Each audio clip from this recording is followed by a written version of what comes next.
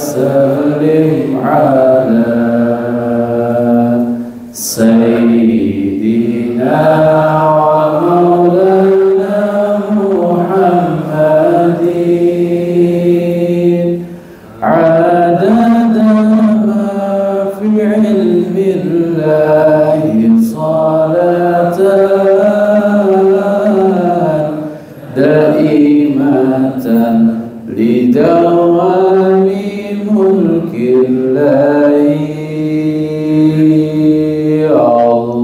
اللهم صل وسلم على سيدنا ومولانا محمد عدد ما في علم الله صلاة دائمة لدوام ملك الله.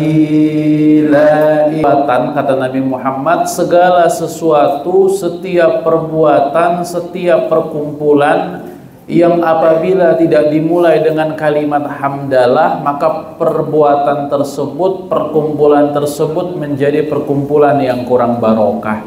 Maka dalam rangka syukur kita kehadirat Allah Subhanahu wa taala, mari sama-sama kita mengucapkan alhamdulillahi rabbil alamin.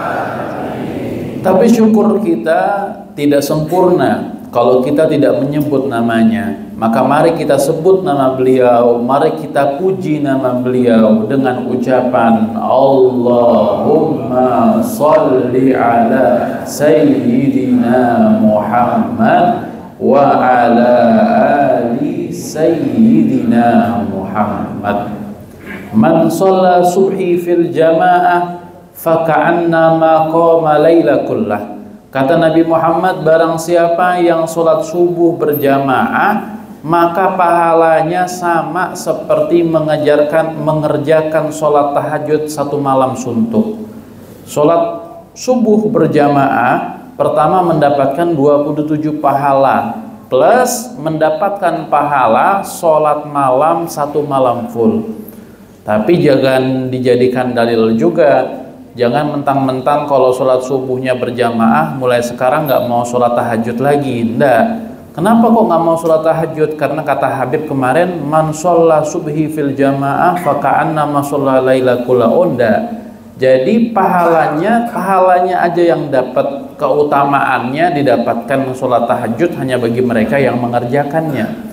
Lalu dalam hadis lain Rasul mengatakan, wa man sholla subhi fil jamaah, barang siapa yang sholat subuh berjamaah, fakana fi dimatillah, maka orang tersebut berada di dalam tanggungannya Allah.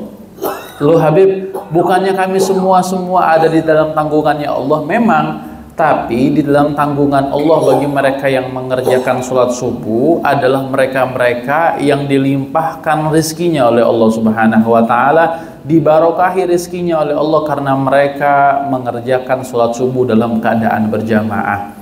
Terlebih kalau habis sholat subuh mereka nggak langsung beranjak, mereka tetap duduk di tempat duduknya. Kata Nabi Muhammad, barang siapa orang Islam yang setelah sholat subuh tidak langsung beranjak dari tempat sholatnya, tetap duduk di tempat sholatnya sampai terbitnya matahari, entah mendengarkan kajian ataupun membaca Quran ataupun membaca zikir, pokoknya apabila dia tetap duduk di tempat itu sampai terbitnya matahari dalam melakukan taat, maka dia akan mendapatkan haji, pahala haji yang mabrur, 3 kali Nabi Muhammad mengatakan. Maka kita berharap mudah-mudahan perkumpulan kita pada pagi hari ini membuahkan surga Allah Subhanahu wa taala, membuahkan barokah pahala jariah dari Allah Subhanahu wa taala. Amin ya rabbal alamin.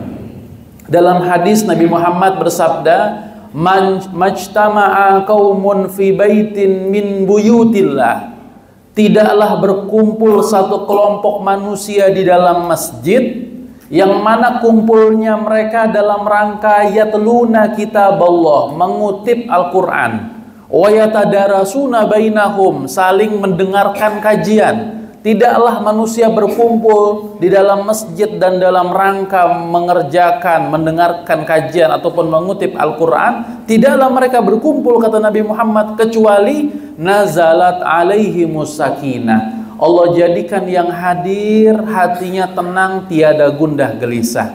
Wa ghasyadhumur rahmah, dihujani, dibanjiri kasih sayang Allah bagi mereka yang hadir di dalam majelis ilmu, di dalam masjid. Wa hafathumul malaika, dan malaikat akan mengelilingi majelis ilmu tersebut dan mendoakan agar yang hadir diampuni segala dosa-dosanya oleh Allah. Tidak berdiri kita dari majelis ini kecuali Allah sudah kabulkan segala hajat-hajat kita, insya Allah. Amin, Allahumma amin. Majelis ini penting, hadirin. Buah rambutan, Bapak Ibu tahu buah rambutan ya? Buah rambutan itu ada yang sekilo 30.000, ada yang 1 kilo 15.000, beda-beda. Buah rambutan yang sekilo 30.000 itu penjualnya nggak bisa jamin semuanya manis, karena pasti ada aja yang kecut sembunyi di dalam itu. Rambutan yang 15.000 1 kilo itu penjualnya juga nggak bisa jamin semuanya kecut, karena pasti ada aja yang manis sembunyi di dalam itu. Nah, rambutan yang tadinya kecut, harganya murah, cuman gara-gara kumpulnya di dalam perkumpulan yang mahal, maka nilainya pun naik. Rambutan yang tadinya mahal, rasanya manis, cuman gara-gara salah kumpul, maka nilainya pun turun. Bukan kiai, bukan ustadz, bukan habib, tapi kalau kumpulnya dengan alim ulama, mudah-mudahan ketularan barokahnya. Kumpul dengan para kiai, mudah-mudahan ketularan ilmunya. Kumpul dengan para habaib, mudah-mudahan mendapatkan syafaat kakeknya. Amin, Allahumma. Di dalam Al-Quran itu, Pak, ada satu surat namanya surat Al-Kahfi. Surat apa? Dalam surat Al-Kahfi itu, Pak, menceritakan tentang 7 ashabul kahfi yang tertidur selama 300 tahun. Ashabul kahfi. Nah, di antara 7 ashabul kahfi ini, Bapak Ibu, ada satu hewan yang jenisnya anjing. Dan ketahuilah Bapak Ibu, anjingnya ashabul kahfi adalah satu-satunya anjing yang bisa masuk ke dalam surga Allah Subhanahu wa ta'ala. Pertanyaannya, kenapa kok bisa anjing bisa masuk surga?